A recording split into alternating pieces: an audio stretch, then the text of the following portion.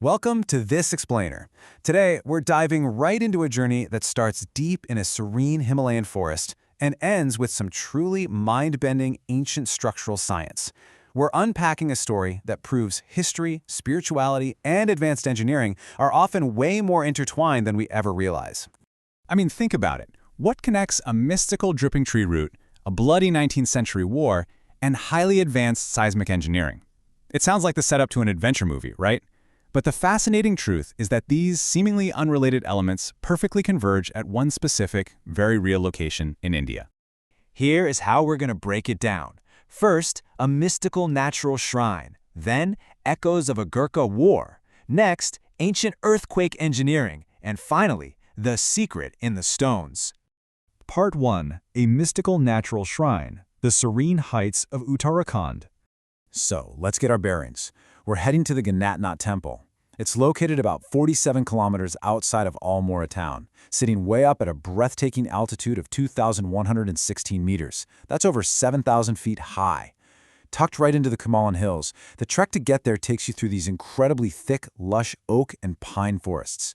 Just imagine the crisp mountain air and the absolute silence of the wilderness, broken only by bird calls and distant temple bells. It's kind of the ultimate remote retreat. Now, what really pulls people up there is this wild natural phenomenon. Imagine this, water constantly dripping from the aerial roots of an old tree, landing directly onto the Shiva Linga below. Inside this ancient cave, there's an ongoing natural abhishekam, a sacred bathing ritual. But it's not done by human hands. Nature itself is doing the work. It creates this incredibly deep spiritual aura that has drawn sages up there seeking quiet meditation for centuries.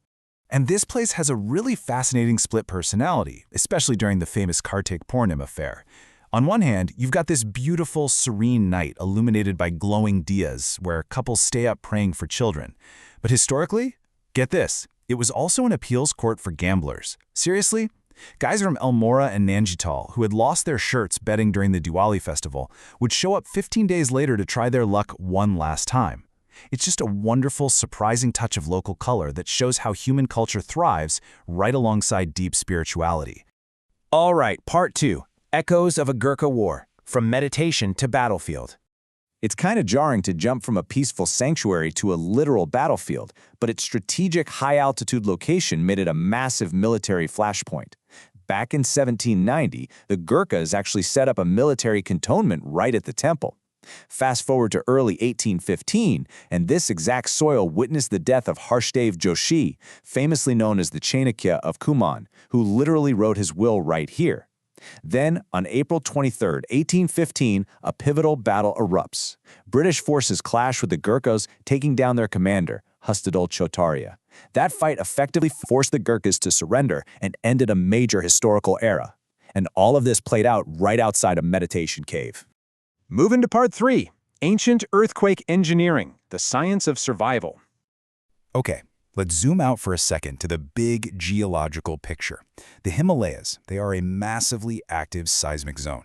Research from the International Journal of History poses a really brilliant question. How on earth did heavy stone structures and ancient temples across this region survive centuries of devastating earthquakes? Well, the answer lies in astounding ancient structural intelligence. Our ancestors weren't just piling rocks, they were engineering for survival. To really grasp this, we have to reframe how we look at ancient texts like the Vastu Shastra and the Shilpa Shastra. We often think of them just as spiritual or metaphysical guides. Actually, scratch that. They were highly advanced empirical engineering codes.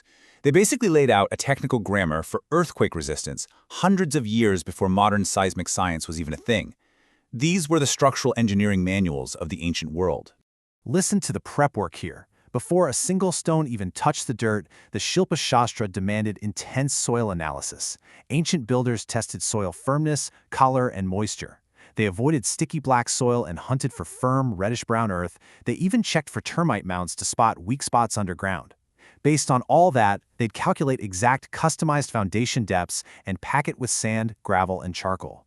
Today, modern engineers call this mechanically stabilized earth, but they were doing this thousands of years ago to build a flexible subbase that could literally absorb tremors. So how did they build up from that foundation? It's a genius 3-step process. Step 1, they used thick layers of sand beneath the plinths. Sand acts like a massive granular shock absorber, diffusing the kinetic energy of an earthquake. Step 2, interlocking dry masonry. No rigid mortar here. Instead, they used crazy complex mortise and tenon or dovetail joints to lock the stones together like a giant puzzle. Step 3, tapered superstructures. They built wide, heavy bases and gradually tapered the towers, giving the whole structure a perfectly low center of gravity so it wouldn't topple over. Let's put that into perspective with how we build today. When the ground violently shakes, modern rigid mortar, like cement, is actually a liability. It cracks and shatters under intense seismic stress. But those ancient mortarless joints, since they rely entirely on friction and precise geometry, they act like mechanical hinges. They let the building flex, shift slightly, and dissipate all that kinetic energy without fracturing. The temple literally breathes through the earthquake. It is just an absolute masterclass in physics. Which brings us to part 4, the secret in the stones, harmony of faith and science. So let's pull all these incredible threads together, because the spiritual layout of these temples perfectly mirrors their structural genius. Take the Meru Prasada model. Spiritually, it represents the cosmic Mount Meru, right? A conduit to the heavens. But scientifically, it's a symmetrical pyramid that perfectly distributes loads straight down a central axis, minimizing lateral thrust. Then add base isolation. Those broad, terraced plants spread the vertical loads over a massive area to fight ground shear. What you realize is that these sacred mandalas, the spiritual grids dictating where deities were placed, were actually functioning as brilliant load-bearing blueprints. And really, that's the big takeaway here. Ancient Indian temples, like the magnificent Gananath Temple hidden way up in the Kumaon Hills, are this flawless mashup of deep faith, wild natural wonders, and cutting-edge structural science. A serene site where water naturally drips onto a sacred stone, a site where empires fought and fell, also just happens to be an enduring monument to physics and geology. So it leaves us with this final, kind of provocative question. As we stare down an increasingly unpredictable climate and tectonic future, are the ultimate secrets to modern disaster resilience hiding right there in the stones of our ancient temples? Maybe. To build safer structures for tomorrow, we need to take a much closer look at exactly how they built yesterday. Thanks for joining me on this explainer. I hope this sparked your curiosity, and I will catch you on the next one.